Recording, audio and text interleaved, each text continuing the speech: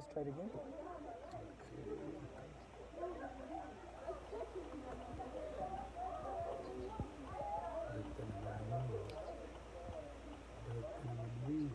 This is how I find the page. Dr. Namadingo.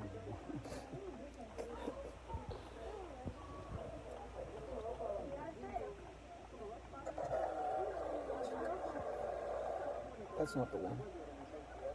The most recent one, it's this one. It's this one. No, that's not the recent one. It's maybe refresh. Alright, if you can hear me, please somebody comment. I can hear you. Can you comment? If you can hear me, comment that I can hear you. If you can't hear me, then I won't know that you can't hear me. That's not the one. I think that speaker, there's something on the speaker. Let him log on. He's going to his mind. He's logging on right now. Can you move out? It's not that one. It's the one. What it has done is that it's just... No, I started this one without movement. We started it right here. Oh. He's logged on? Oh. Next. Because we started it well parked right here. So it's this one? Yes, it's that one. Because it says 1 minute. Take it. One has gone away now. Good. No, it's not. Yes. Beautiful, beautiful, beautiful. Loud and clear. Someone says loud and clear. Okay, guys, everybody can hear us. Soundboy, can you please handle this? Feedback. We're getting on, so maybe you might want to give him that. So we can start about We're waiting for you, soundboy.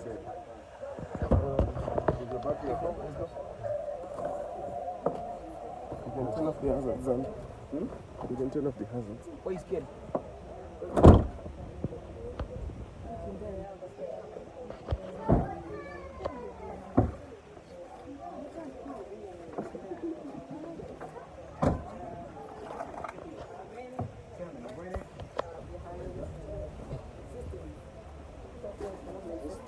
Do this. Payment and collections. Let's see.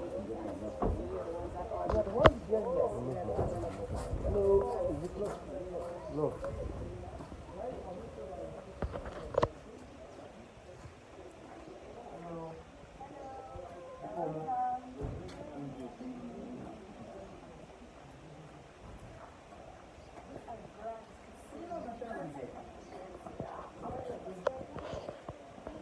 Did you come with us?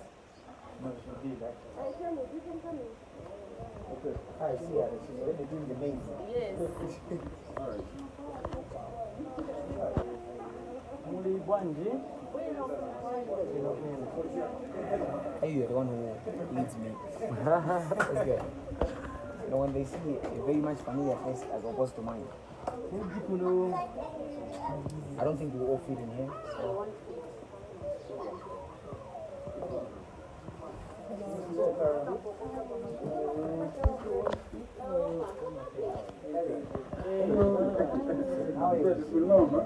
You mind if I sit right next to you? I'll sit right next to you. I think what you gotta do is get Zandu's phone, then you can have a flashlight on that.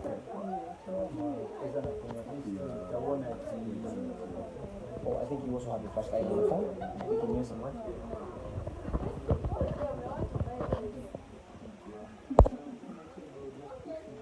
Have you talked about this? Carol.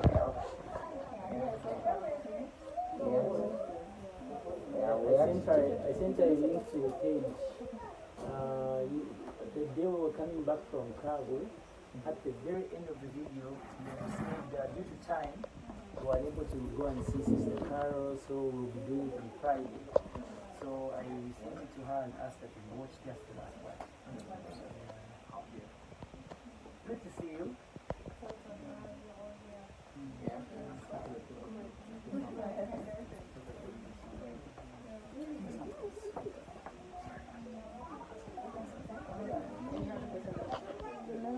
Somebody.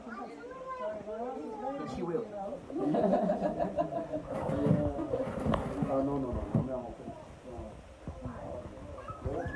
I want you.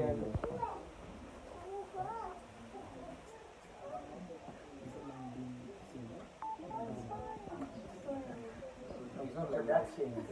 My husband, sorry. Exactly, I hear them whisper, you know. And I'm asking myself, is it a secret? No. I think he's an introvert. Yeah. We were waiting to hear the lion of the house when you rose and said, Exactly. "What do you want here?" Yeah. Nice to meet you. Nice to meet you. Well, thank you for letting us in. You're welcome. Well, thanks to everyone that's watching this. So the idea here is not to just go live or try and document someone's story for nothing, but the idea is for you to be able to understand the situation as well as the area of need. When the different people that are here today started to share the story of Chama Msonda, a lot of people came through and supported in various ways. People sent money through mobile money until the head of state also intervened in the matter. And with the story of Chama, we had people even from as far as Malawi, like Dr. Namadingo, being compassionate after seeing the whole story, all these people like Pro-Base, Elation Entertainment, being compassionate about that and wanting to just highlight that story. And now we have seen what has happened with Chama, and we believe that it shouldn't end there. That's just the beginning of the many things that we can do for many other people. So when people were commenting on Namadingo's posts about Chama, on my posts about Chama, and on many other posts about Chama, a lot of people were tagging us and saying, what about Caro? What about Caro? What about Caro? So some of us didn't really fully have the information about Caro Nambela, but when we started to read, we got to understand that, there's this situation that has been happening. Our fellow artist, who is also a minister of the word, through her music ministry, is in this situation where she's had, let me not get into the nitty-gritties because obviously she'll be able to tell us. But our brother, Patience Namadingo, traveled all the way from Malawi to come and give back to the community that has supported his music as well. He's been able to see people like Little Moses, who we are trying to get into school. He's been able to visit Chama in the hospice. And so we thought it wise that we should also visit our sister Caro, not only because people are tagging us, but because it's the human thing to do. So maybe Patience can tell us why he feels it's important for him to do this. And then after that, we can be able to hear from Caro and Caro's family about exactly what the situation is and what is needed exactly so that everyone can know. Thank you, people. We're here in the house of Carol. I'm always mispronouncing the son. Nambera. Nambela or Nambera? Nambela. Nambela. Yeah. Okay, Nambela. So we're here in the house, I assume it's the house of Mr. and Mrs. Nambela. Yeah. It's actually the home. It's a home now. What's the home? Because you're there. Because we are Exactly. No, thanks for the correction. It is actually your home. Thank you so much for letting us in, for welcoming us.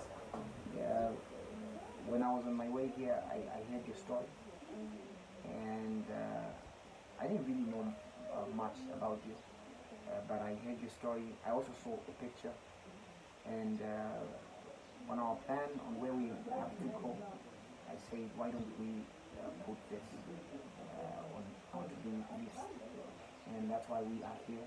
That's in a nutshell. But to expand it more, we've been doing these things, I think, from the previous trip, whereby we go around and see people who are needy. If we have what they need, let us help them. But ultimately, we understand that we've got a platform that speaks to thousands of people. Actually, as we're talking right now, thousands of people are seeing us across the globe, as far as the USA, Europe, and we believe to say solutions come from people. And the currency is not necessarily money, it is love. People have a lot of money just sitting in the bank, probably they won't use it for the rest of the year. But then when some people get to know about what other people are passing through, then somebody thinks, well, this must be done. I'm not doing this alone. Here I am managed by a record label, and they are passionate about what we are doing off the music. We're not just there to entertain. We really want to positively impact lives. And I happen to be lucky and met this brother of mine who is also equally doing powerful stuff, things. And we visited Chama, as he said. We had heard the president had already made a provision of finances. And we were just going there to cheer our spirits up. And when we went there, we met her, it was a good time. Unfortunately, we had run out of time to make it to you. But the good thing is we were still around. And we arranged to say on Friday, let's make time that we visit her.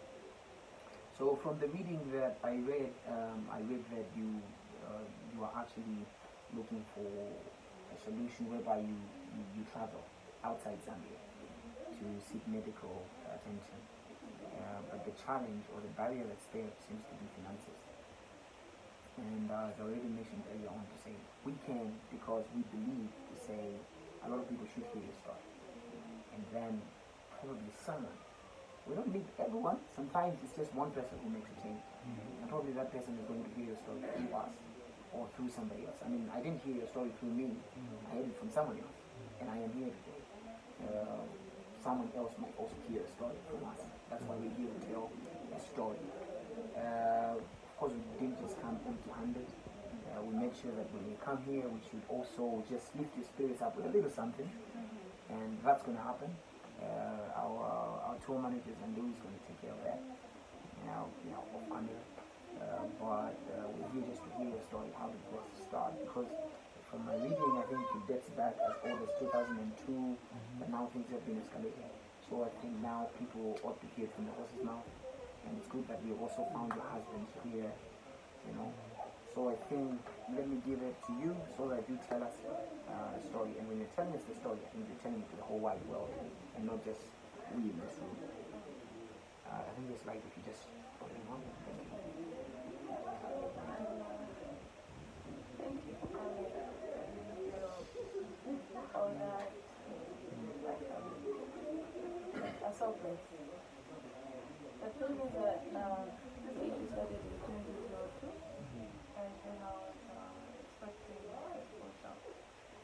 So it was kind of difficult to know what really is happening because of the fear. People telling the baby is in the leg, how old people talk about it. So I became a little bit reluctant, but the pain was worsening each and every day. And it reached an extent where I started bending and walking. I know I couldn't do anything completely, I was just like sitting at home. So when I explained the details to her, that time I called for antenatal. That's when the doctor was like, is it the reason why you're walking like this? I said, yeah.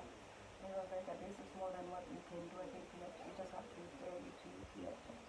So when I was referred there, I was admitted finally the pregnancy was 7 months. So I was admitted from that time up to the time I believe that it was pregnancy was about 11 months away. So after the delivery, I thought it would be better baby. So they said that we'll do some checkups when you're not with the baby, because the type of checkup that we need to do might affect the baby, so we have to wait until the baby. Then after I delivered, the second rule just prescribed some medicine, give a doctor. It was a doctor from Congo. So he gave me those medication, like I didn't say don't get to walk back straight again. Yeah, but they didn't do much. So and then I had to go back. That was 2 years later because the pain was still there. When I went there, that's when now they discovered that actually the problem is coming from the spine and not the legs that you're complaining about. Yeah, so after their own diagnosis, they said it's called TB of the spine. So they had to put me on treatment for about 1 year, 1 month. After that, again, still the pain was still there. It didn't go. They kept on giving me some calcium, painkillers, and all that. Because from that time up to date, as I'm speaking to you, I'm still on painkillers. stomas at that. So, and then they actually said, I think we'll still try to do some more investigation and see what really is causing this pain, because what we thought could be maybe be something else. And we tried to affect him. Again, the pain was bad that I couldn't do anything for myself again. I had to go back, and they said, no, the problem is we have to put you back again on TB treatment, which they did. But unfortunately, still nothing. And when they checked on the MRI, it showed that it was actually worsening and not getting any better, because it had now moved from the lumbar and went to the thoracic, which is the chest back. Yeah. So when they looked at it, they said, I think we're dealing with something more than TB. It is not TB. It could be something bigger that we do not know. And for us to know about it, we need to biopsy.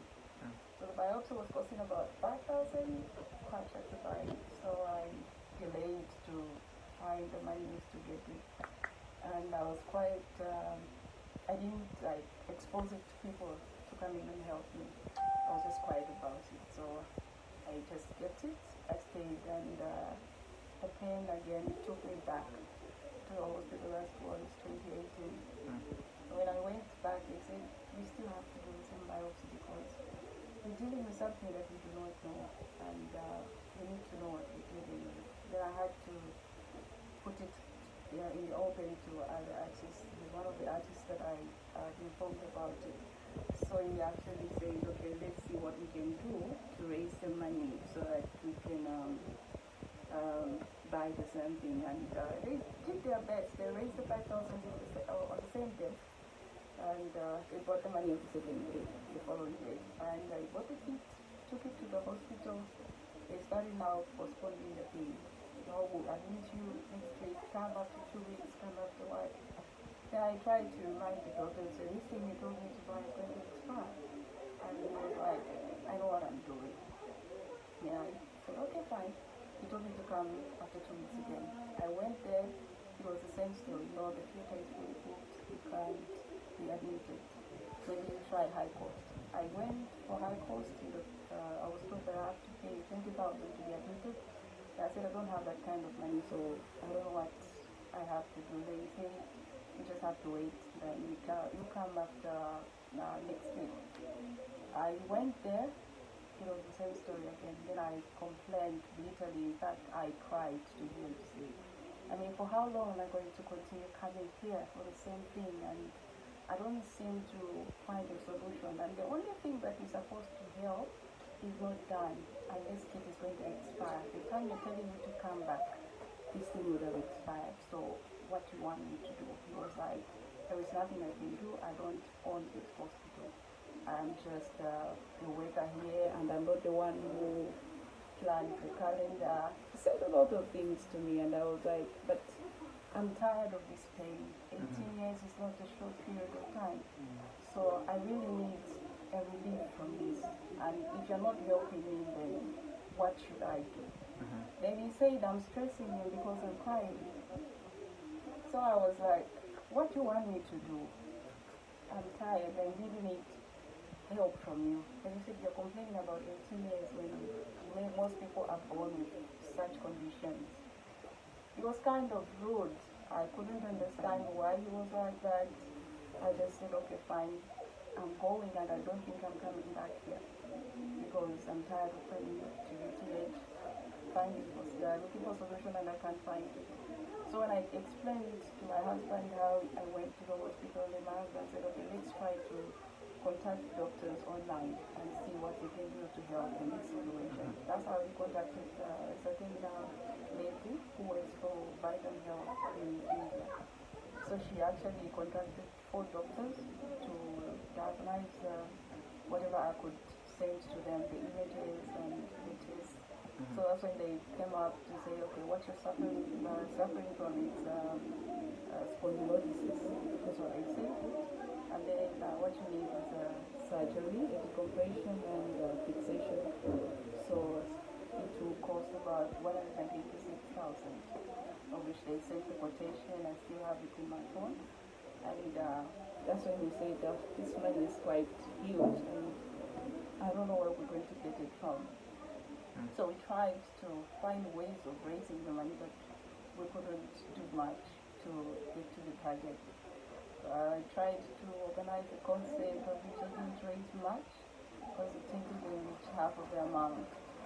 Because I remember the amount that I had remained with after all the expenses, I had remained with the 25,000, and I had to try and do another concert. Maybe I can raise something, but it was a flop, so I had to waste everything that I had put in that concert. So he was there when we had that the first concert, even the second concert. They were both there. It was terrible, and that's why they thought of, okay, maybe let's see what God can do to help in this situation, because I think we've tried, and let's leave it to God. So they thought of coming up with we posted on social media. So they tried to do that. That was last year, but yeah, it was in October. They posted it so that people can come in to help. But it didn't huge much of help from people.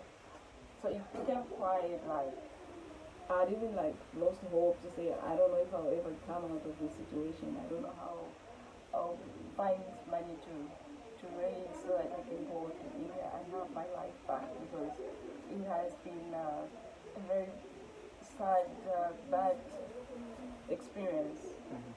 I mean, the pain I'm talking about is so unbearable. They say labor pains are painful, but I remember during my first pregnancy, the labor had started and I didn't realize, because I lived a life of pain throughout. So I didn't even know that the pains that I'm feeling are labor pains. And at that time, I remember they were about to take me to the theater because the pregnancy had overdue. Not until the doctor had to check, and then he said, no, leave her. I think she would deliver normally. We don't need to do a Caesar. She's 3 centimeters. And they were all surprised. I mean, you are in labor and you're not even showing any signs. And I said, I didn't know. I thought they're the same pains that I feel. So if you compare the labor pains and what I've been going through, I couldn't differentiate. That means it's not a pain that one can bear. It's really horrible. I have sleepless nights. My husband can attest. God has abandoned me, you know. But I always know that He's there, because I think He has really sustained my life from that time. I would have been dead by now. It's just the grace of God, because if you look at the medication that we're doing, putting me on, the TB drugs are so strong. They say if you don't have TB in your body and you take those drugs, some may die, some may